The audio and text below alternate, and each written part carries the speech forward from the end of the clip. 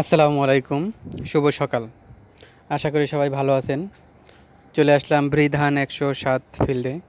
বৃধান 107 এটা কিন্তু ধান কাটার পরে যে গাছের গোড়াগুলো ছিল সেখান থেকেই দেখুন এরকম ধান হয়েছে। ধান কিন্তু পেকেও গেছে, আর কিছুদিন পরেই কাটা হবে।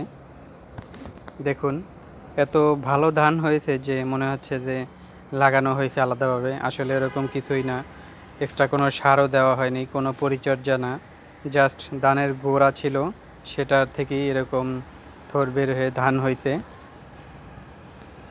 ফলন এত ভালো, মানে অসাধারণ ফলন।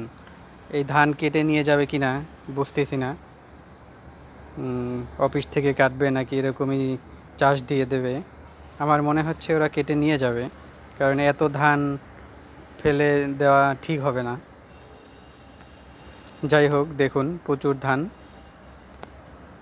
এই ফিল্ডের ভিডিও আমি দিছিলাম, বৃধান 107-এর এই ফিল্ডের ভিডিও দিয়েছিলাম যখন ধান লাগিয়েছিল।